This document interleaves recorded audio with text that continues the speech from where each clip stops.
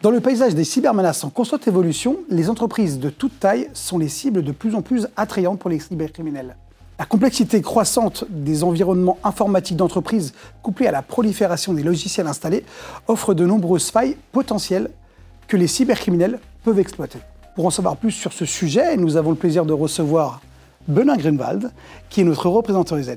Bonjour Benoît. Bonjour Bruno. Dans une entreprise de taille moyenne, il existe une cinquantaine de logiciels installés. Il y a des logiciels métiers spécifiques. Comment est-ce que tous ces logiciels utiles peuvent être des portes d'entrée pour les cybercriminels ? Effectivement, dans les sociétés, et quelle que soit leur taille, il y a un grand nombre de logiciels qui sont installés sur les machines pour pouvoir travailler. Et ces logiciels peuvent comporter des failles. Ces failles sont inhérentes au développement, et d'ailleurs ça concerne à la fois les logiciels, mais également les systèmes d'exploitation. Et lorsque l'on est administrateur, on va soi-même en plus rajouter des logiciels que les utilisateurs ne vont pas voir et qui vont servir à l'administration. Parfois, ces logiciels sont utilisés par les cybercriminels pour pénétrer dans le système et ou réaliser des opérations malveillantes. Donc il est important de mettre à jour régulièrement tous ces logiciels et systèmes d'exploitation pour éviter leur exploitation par les cybercriminels. Il existe une multitude de failles logicielles chaque année. Alors on peut citer Android et Windows 11. Il me semble qu'Android, c'est à peu près un peu plus de 1400. Windows 11, un peu plus de 500, il me semble, par an. Il faut être informé donc de tout ça et les mises à jour sont souvent sensibles. Comment faire pour se tenir à jour ? Au vu du nombre de logiciels installés dans les entreprises, il est quasiment impossible de se tenir à jour soi-même de ces mises à jour. Donc le plus important, c'est d'avoir une solution qui va scanner l'intégralité du réseau, remonter ça de manière centralisée et permettre aux administrateurs de faire les mises à jour ou non. Parce que certaines parties du parc peuvent rester dans des versions entre guillemets obsolètes si ces machines sont bien isolées, sont bien contrôlées et parfois pour fonctionner, on n'a pas le choix, il faut garder des machines vieillissantes.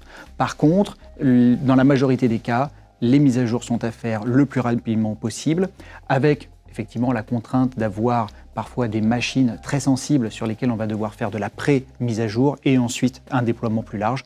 Donc il existe une solution appelée VAPM pour Vulnerability and Patch Management. L'objectif c'est de remonter dans un point central tous les logiciels installés sur le parc, d'avoir ainsi une base de données qui va aller vérifier si les logiciels ou les systèmes d'exploitation ont besoin d'être mis à jour. Ça c'est très pratique parce que les administrateurs peuvent décider que sur certaines parties du parc, ils vont vraiment coller aux mises à jour disponibles et sur d'autres, des parties plus sensibles, eh bien, ils vont devoir procéder à des mises à jour tactiques en évitant de déployer des mises à jour, notamment par exemple sur des serveurs. L'usage de solutions cloud est-il un avantage pour la gestion de ces mises à jour ? On parle de on-prem versus le cloud par exemple. Oui, le cloud est définitivement un avantage en ce qui concerne les mises à jour parce que c'est l'éditeur qui met à disposition son application dans le cloud qui va, lui, faire en sorte de la maintenir en conditions opérationnelles et en conditions de sécurité. Après, si on a des contraintes pour avoir une application sur site, eh bien dans ce cas-là, il faut avoir le VPN qui, lui, va prendre en charge cela. En termes de sécurité, et on le voit pour nos consoles, c'est également un avantage si l'on a des prestataires qui doivent accéder à ces consoles pour vous aider à superviser votre parc et à le maintenir en conditions opérationnelles et de sécurité. Merci beaucoup Benoît pour ces informations. La multitude des logiciels installés en entreprise, couplée à la gestion laborieuse des mises à jour, crée des failles de sécurité exploitables par les cybercriminels.